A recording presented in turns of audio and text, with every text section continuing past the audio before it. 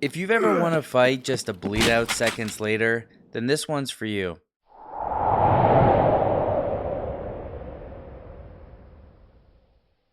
Welcome back to Tarkov University. I'm Ghost, and in today's video, we're breaking down the healing mechanics in Escape from Tarkov. We're going to cover everything in this video, from bleeds to health damage, from painkillers to surgery, and then lastly, we're going to cover what meds are worth bringing into raids. Mastering this system can mean the difference between extraction or exploration. One quick note before we get into it, Battle State has implemented hardcore rules for this wipe, so a lot of the values that are normally applied to medication have been reduced for this wipe. In this video, I'm going to be talking about what the values normally are, as I feel they are going to return to their normal values upon the full release of the game.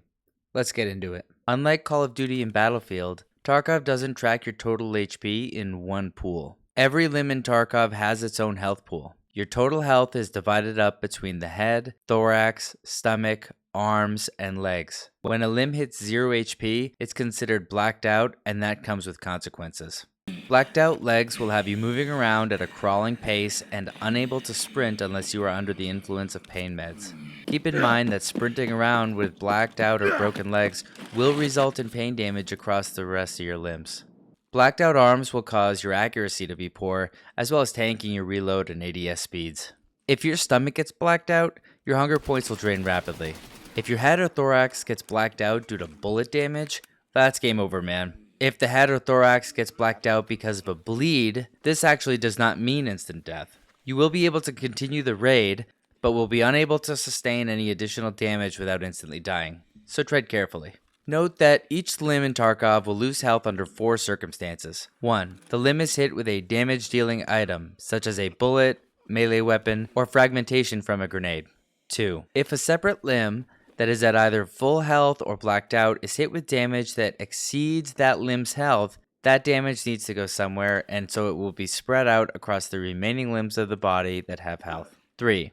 You will receive tick damage from having 0 hunger or 0 hydration while in a raid, and will even suddenly perish from this after a period of time if you do not find something to eat or drink. And lastly, 4.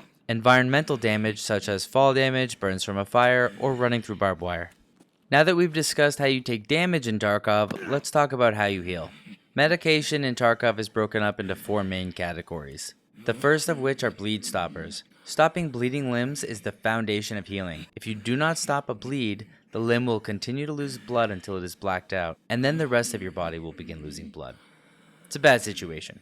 There are 2 types of bleeds: light bleeds, which have a slow HP loss, and heavy bleeds, which will drain HP fast. Bandages are a single-use way to stop 1 light bleed, and army bandages can be used to stop 2.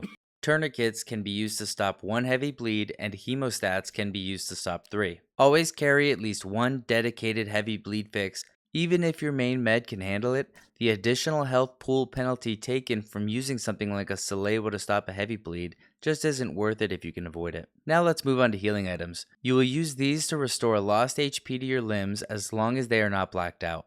The AI2, or cheese as it's commonly called, is a cheap and fast way to restore a tiny HP pool, up to 100 points.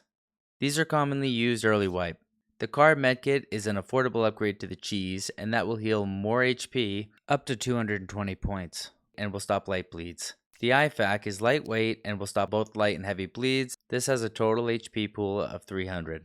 The AFAK is an upgraded IFAK with a larger HP pool of 400 points. My personal favorite is the Salewa. It is a reliable all-rounder, can handle both light and heavy bleeds if necessary, can heal a total of 400 HP points, and is very quiet to use in raid. The Grizzly has a massive capacity and will heal everything except for blacked out limbs. Grizzlies are great to stash in your safe container early wipe, so you aren't constantly hemorrhaging money due to the cost of meds. As of the making of this video, meds are banned from being put in the safe pouch, but they have been allowed to be there in the past, so maybe that ability will return someday. Next up are the ways to repair either broken or blacked out limbs. If a limb is broken, you will need to repair it. A splint can be used to repair 1 broken limb. An ALU splint can be used to repair up to 3. In lieu of either of these, you can use a SURV12 field kit to repair broken limbs as well. If a limb goes black, it is essentially dead weight until you surgically fix it. When you use a surgery kit, the limb will be restored back to 1 HP. It will then need to be healed up further with a medical kit. Note that a restored limb will incur an HP penalty, and its new HP pool will be significantly reduced for the remainder of the raid. A CMS kit is your entry-level kit. It is lightweight and heals up to 5 blacked out limbs. A SURV12 field kit is both heavier and slower to use, but you will incur less of an HP penalty compared to using the CMS kit. Remember that surgery is loud and takes time, so find cover and make sure you are alone before you use them. It is not uncommon to wait for someone to begin using a surgery kit before pushing them. They will be sitting ducks caught in the healing animation. Painkillers let you move and fight when injured. Without them, your PMC will shake, limp around, and cry like a baby. By the way, other PMCs and player scavs can hear your player crying when they're hurt. And what do you think they'll do when they hear that? Anyways, here are your main options as painkillers. Your entry-level basic painkiller are the Analgins. These are cheap and fast painkillers that last for just a short duration. One pack has 4 uses. Ibuprofen will last a bit longer, and this comes with 15 uses. Vaseline is a great choice for healing. Its usage time is quick, lasts a good amount of time, and comes with 6 uses. Golden Star is a very long-lasting improvement on Vaseline and has a solid 10 uses. User beware.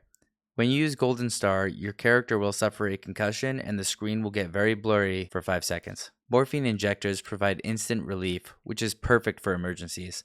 However, they aren't the best pain-killing stimulant in my opinion. Stims are such a powerful tool in Tarkov. Stand by for a separate video where I break down what each stim does, as well as discuss which of them should be staples in your kit and which can be skipped altogether. Here is a rule of thumb regarding painkillers. Always have one hotkey. There is nothing quite like becoming a sitting duck because you got legged while running out in the open. It is also common practice to pop a painkiller just before entering a fight. This ensures you'll be able to move around freely during the fight, regardless of any incoming damage you take. Here is a solid default Quickbar setup for you. In slot 4, put your tourniquet or hemostat. Slot 5 should be used for painkillers. Slot 6 can hold your main medication, like a car med kit, IFAK, or Salewa, and slot 7 can be for your surgery kit. If possible, try to keep your layout consistent for every raid. Over time, this will cause you to develop some muscle memory. A few seconds saved for a tactical heal could be the difference between winning or losing a firefight. And lastly, some simple rules to remember. Always bring meds for each injury type: bleeds, healing, pain, and surgery. If possible, always heal and cover, not out in the open. Painkillers, however useful, will dehydrate you. Think about drinking something in raid as you move about. Medical discipline can help you win raids just as much as your ammo, armor, or aim will. And that's it for today's class on heals and meds in Tarkov. If this video helped you in any way, please drop a like and subscribe. It really helps the channel grow. In our next video, we're going to be covering stimulant injectors, which ones are worth bringing, when to use them, and how they can completely change a fight. We're also going to be discussing some pretty tasty combos that you're not going to want to miss. Until then, stay healthy, stay sharp, and I'll see you in the next raid.